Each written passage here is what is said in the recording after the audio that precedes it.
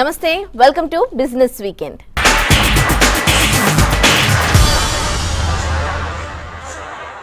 ఏప్రిల్లో కార్ల విక్రయాలు టాప్ గేర్లో దూసుకుపోయాయి. రూరల్ మార్కెట్లో సేల్స్ తగ్గినప్పటికీ పట్టణ ప్రాంతాల్లో మాత్రం అమ్మకాలు భారీగా పెరిగాయి. కొత్త మోడళ్లు అలాగే పెళ్లిళ్ల సీజన్తో ఆటో సేల్స్ భారీగా పెరిగాయని పరిశ్రమ వర్గాలు సంతోషం వ్యక్తం చేస్తున్నాయి.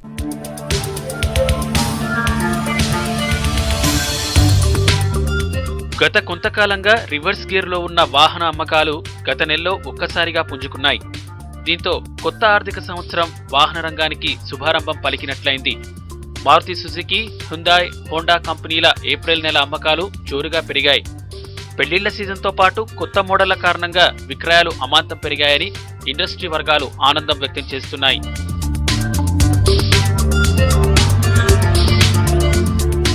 పట్టణ మార్కెట్లో నిలకడగా ఉన్న డిమాండ్ కారణంగా అమ్మకాలు పెరిగాయి. గ్రామీణ మార్కెట్లో డిమాండ్ ఊపందుకోకపోయినా, వడ్డీ రేట్లు దిగిరాకపోయినా ఏప్రిల్లో కొన్ని కంపెనీల అమ్మకాలు జోరందుకోవడం విశేషం. మహీంద్రా అండ్ మహీంద్రా వాహన అమ్మకాలు 1% పెరగ్గా జనరల్ మోటార్స్ విక్రయాలు మాత్రం తగ్గాయి. టూ వీలర్ దిగ్గజం హీరో మోటో కార్ప్ విక్రయాలు 7% తగ్గాయి. మొత్తం మీద గత నెలలో ప్రయాణికుల కార్ల అమ్మకాలు 19% పెరిగాయి.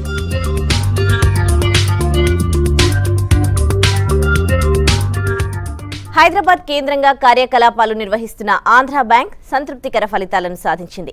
మార్చి 31తో ముగిసిన ఆర్థిక సంవత్సరానికి గాను మొత్తం బిజినెస్ 12.7% పెరిగి 2,84,588 కోట్ల రూపాయలకు చేరింది.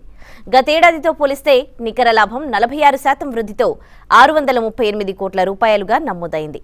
Q4లో నికర లాభం ఏకంగా 110% పెరిగింది. నిరర్ధక ఆస్తులను తగ్గించుకోవడానికి ప్రణాళికలు సిద్ధం చేశామని, ఈ ఆర్థిక సంవత్సరంలో కొత్తగా 300కు పైగా బ్రాంచీలను ఏర్పాటు చేయనున్నట్టు Andhra bank chairman CVR Rajendran చెప్పారు. Last quarter alone we have done more than 3,000 crores of restructuring, which requires restructuring provision to be made. Taking that also into consideration and considering that a loan waiver for agriculture is not fully implemented in Andhra and large number of NPAs on account of agriculture loan waiver is yet to be recovered. They are all treated as NPA in our balance sheet and provision has been made and interest reversals are made. We could achieve a good result for the current quarter. VFS global services Vietnam visa application సెంటర్ను హైదరాబాద్, చెన్నైలలో ప్రారంభించింది. దక్షిణాది రాష్ట్రాల నుంచి Vietnam వెళ్లే వారి సంఖ్య ప్రతి ఏటా పెరుగుతూ వస్తోందని, అందుకే హైదరాబాద్, చెన్నైలలో విఎఫ్ఎస్ గ్లోబల్ ద్వారా వీసా ప్రాసెసింగ్ సెంటర్లను స్టార్ట్ చేశామని భారత్లోని Vietnam ambassador Ton Sinh Thanh తెలిపారు. తమకు మొత్తం 120 దేశాల్లో 1,582 వీసా అప్లికేషన్ సెంటర్లున్నాయని, కేవలం 3 రోజులకే వియత్నాంకు వీసా ప్రాసెసింగ్ పూర్తవుతుందని VFS global COO Vinay Malhotra తెలిపారు. We represent 45 governments in over 120 countries all over the world. We specialize into visa facilitation and technology that goes behind a visa. From Vietnam and for Hyderabad, we are very optimistic. We are seeing very good progress and visa-related improvements here. And for Vietnam, we are very pleased to say we expect almost 5,000 to 6,000 visas per annum. FMCG రంగ సంస్థ global consumer products Hyderabad మార్కెట్లోకి love it బ్రాండ్తో చాకోలెట్ను విడుదల చేసింది. డబ్బుకు సరైన విలువ అన్న సిద్ధాంతంతో రానున్న కొన్ని నెలల్లో పండ్ల రసాలు, ప్యాకేజ్డ్ తాగునీరు, ప్యాకేజ్డ్ టీ, కాఫీలను మార్కెట్లోకి అందుబాటులోకి తేనున్నట్లు గ్లోబల్ కన్స్యూమర్ ప్రొడక్ట్స్ ప్రకటించింది. వచ్చే 5 ఏళ్లలో మార్కెట్లోకి వివిధ ఉత్పత్తులను విడుదల చేసే లక్ష్యంతో ఉన్నట్టు, తద్వారా తమ టర్నోవర్ 1,200 కోట్ల రూపాయలకు చేరుకుంటుందని కంపెనీ అంచనా వేస్తోంది. This company is organic platform. It is funded with about $50 million as initial capital. As we progress, when there are inorganic acquisitions, the additional capital will be funded as per the shareholders agreement. So the shareholders are 3, which is Goldman Sachs, Mitsui Japan and Mahindra Holding, my family company. And investment will be as per the need, but to begin with it's $50 million, which is about 350 crore investment. Hyderabad మొట్టమొదటి quick service restaurant startup company hello curry parotta curries అమ్మకాల్లో ఉత్తర భారతదేశంలో మంచి పేరు సంపాదించిన పరాతా పోస్ట్ను చేజిక్కించుకుంది. గత ఏడాది కాలంగా భారత ఆహార వంటకాల్లో ఏ కర్రీనైనా 2 నుంచి 3 నిమిషాల్లో పూర్తి చేసి 30 నుంచి 45 నిమిషాల్లో ఖచ్చితంగా డెలివరీ చేయడంలో హలో కర్రీ పేరుగాంచిందని ఫౌండర్ రాజు భూపతి చెప్పారు. శ్రీ క్యాపిటల్ ద్వారా ఫండింగ్ పొందిన తమ కంపెనీ పరాతా పోస్ట్ను చేజిక్కించుకోవడం తమకు చక్కని అవకాశమని ఆయన అన్నారు. ఎక్స్పాన్షన్ ప్లాన్స్ ఏంటంటే మనం ఇప్పుడు హైదరాబాద్లో మనం ఈ సక్సెస్ చూసిన తర్వాత ఖచ్చితంగా బెంగళూరులో ట్రై చేయాలి. బెంగళూరు ఎందుకంటే ఇంతకంటే పెద్ద మార్కెట్, చాలా సీరియస్ మార్కెట్, ప్లస్ ఒక హైదరాబాద్ కంపెనీ అయ్యుండి ఒక స్టార్టప్ అయ్యుండి we wanted to create a revolution in the India. So if we want to create that revolution, Bangalore is the next market for us. So అందుకని ఖచ్చితంగా ఇప్పుడు బెంగళూరులో we started off 2 locations in Bengaluru. ఫర్దర్గా ఇంకొక 4-5 locations కూడా బెంగళూరులో open చేస్తాం. Plus ఇంకోటి ఏంటంటే మెయిన్ టెక్నిక్ ఏంటంటే కొన్ని చోట్ల బెంగళూరులో చాలా లొకేషన్స్లో చాలా రెస్టారెంట్స్ సిక్ అయిపోతుంటాయి. అంటే కొంతకాలం ఆపరేట్ చేస్తారు, కస్టమర్స్ సరిగ్గా రాకపోవడం ఏంటంటే కస్టమర్స్ చాలా సిక్ అవుతున్నాయి. మనకి ఏంటంటే కస్టమర్స్ మన దగ్గర రావక్కర్లేదు, మనమే కస్టమర్స్ దగ్గరికి వెళ్ళి డెలివరీ చేస్తాం. That's biggest concept differentiator for us. So ఏం చేస్తామంటే ఇప్పుడు అలాంటి సిక్ రెస్టారెంట్స్ ఏవైతే ఉన్నాయో మంచి లొకేషన్స్ ఉంటాయి కనుక మనం ఇమీడియట్గా మొత్తం రెస్టారెంట్ని కొనేసి we're starting a delivery points there. So మొత్తం ఎక్విప్మెంట్ ఉంటుంది, స్టాఫ్ ఉంటారు, we don't have to worry about anything. So ఆబ్వియస్గా మనం చాలా చిన్న మొత్తంలో చిన్న డబ్బు వెచ్చించి అలాంటి రెస్టారెంట్స్ని కొనుక్కుని మన హలో కర్రీని కూడా ఎక్స్పాండ్ చేయడానికి ట్రై చేస్తున్నాం. సో బెంగళూరులో we're opening about 6 more outlets and Delhi కూడా very soon we're opening in Delhi as well. Italian super bikes company DSK Benelli సంయుక్తంగా తమ ఎక్స్క్లూజివ్ షోరూంను ప్రారంభించింది. డిఎస్కే మోటోవీల్స్ బెనెల్లి బైక్లను అసెంబ్లింగ్ చేసి సర్వీస్ అండ్ స్పేర్ పార్ట్స్ను అందిస్తోంది. 300cc నుండి 1131cc వరకు ప్రస్తుతం 5 రకాల మోడల్స్ అందుబాటులో ఉన్నాయని తెలిపారు షోరూం నిర్వాహకులు. ఇప్పటికే 25కు పైగా బుకింగ్స్ వచ్చాయని, ఈ ఏడాది హైదరాబాద్లో 300 బైక్లు అమ్మడం తమ లక్ష్యమని చెప్పారు. ఈ సూపర్ బైక్స్ ధర 3 లక్షల నుండి 12 లక్షల రూపాయల వరకు ఉన్నాయి.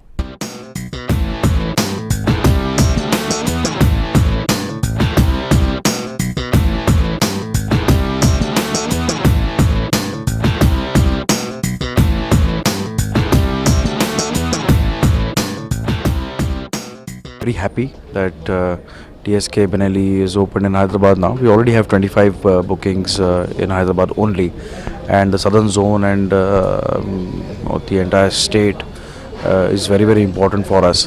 And I'm quite confident that Hyderabad will play a very, very important role in shaping up of this entire brand.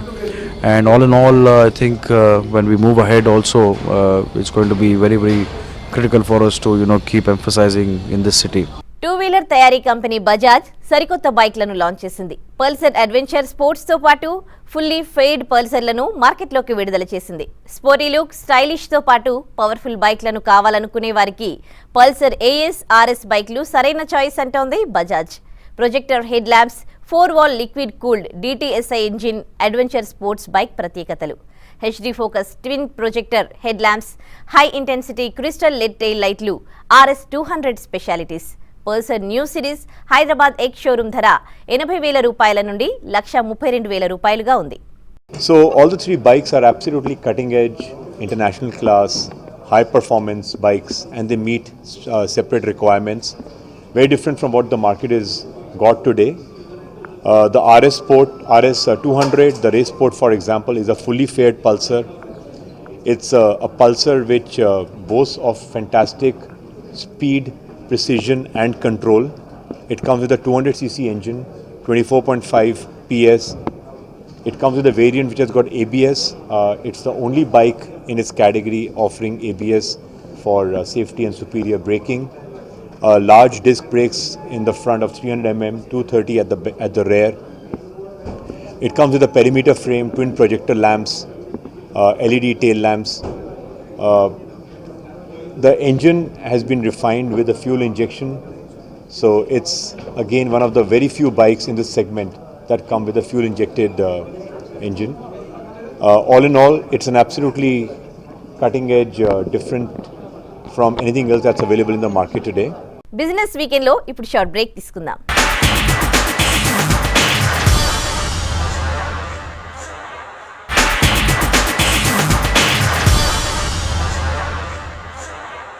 Welcome back to business weekend.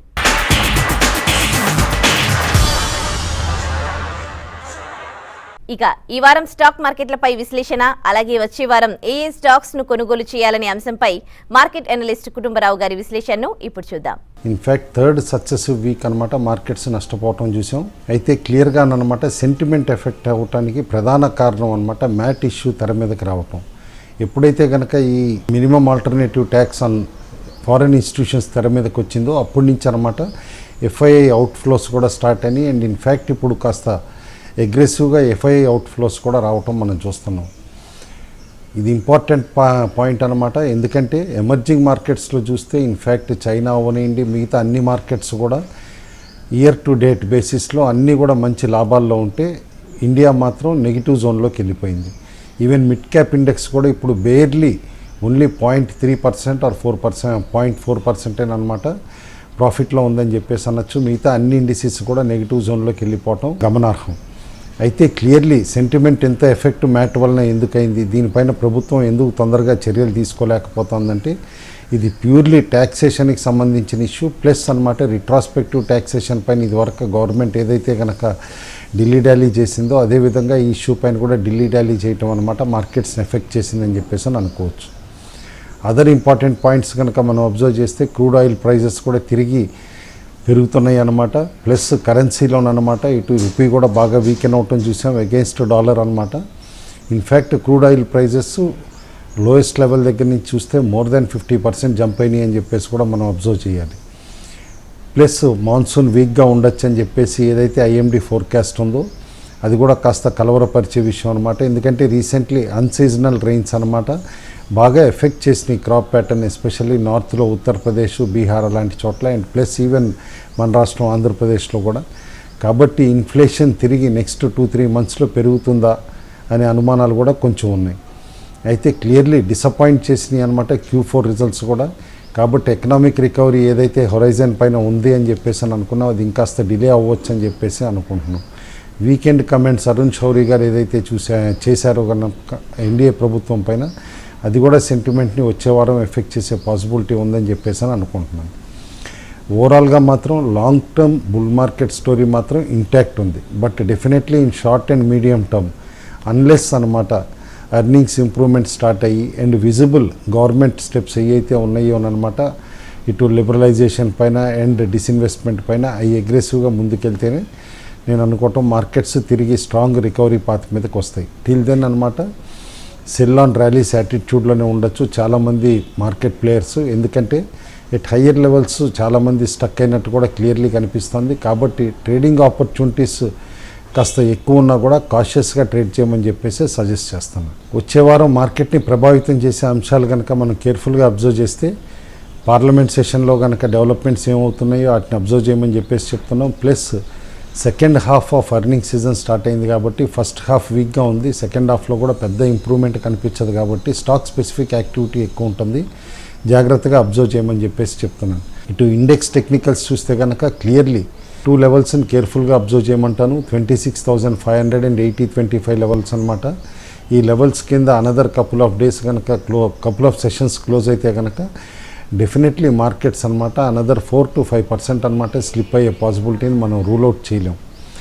కాబట్టి అనమాట aggressive trading positions on plus side తీసుకోవద్దని చెప్పేసి suggest చేస్తాను. Except contrarian gutsy traders మాత్రం ఒక relief rally కోసం 8300 call option buy చేసి attempt చేయొచ్చు. స్ట్రాంగ్ సపోర్ట్ మాత్రం ఫ్రమ్ కరెంట్ లెవెల్స్ ఇండిసెస్కి చూస్తే కనుక ఎవ్రీ 250 పాయింట్స్ లోవర్ సైడ్ సెన్సెక్స్కి స్ట్రాంగ్ సపోర్ట్ వస్తుంది. అదే ఎవ్రీ 75 పాయింట్స్ లోవర్ సైడ్కి అనమాట నిఫ్టీకి స్ట్రాంగ్ సపోర్ట్ వస్తుంది. గత వారం క్లియర్లీ మనం అబ్జర్వ్ చేయొచ్చు అనమాట. ఎక్సెప్ట్ బ్యాంక్స్ అనమాట లిటరల్లీ అన్ని సెక్టార్స్లో కూడా కాస్త సెల్లింగ్ విజిబుల్గా కనిపించింది. అయితే aggressive selling specially metals and other reality ఇలాంటి స్టాక్స్లో కనిపించింది. అయితే క్లియర్లీ కొంచెం రిలీఫ్ ర్యాలీ ఆన్ కార్డ్స్ ఉందని చెప్పేసి అని అనుకుంటున్నాం బోత్ బ్యాంక్స్ అండ్ ఐటీ స్టాక్స్లో అనమాట. ప్లస్ క్యాపిటల్ గూడ్స్లో కూడా కొంచెం రిలీఫ్ ర్యాలీ రావచ్చు.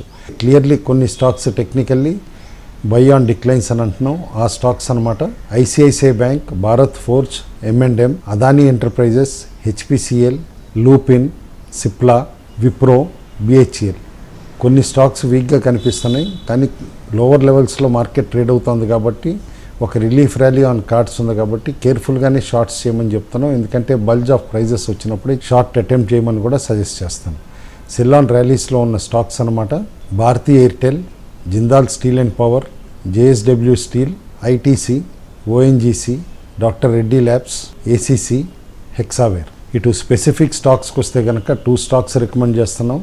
2 ఫండమెంటల్లీ గుడ్ స్టాక్స్ అనమాట.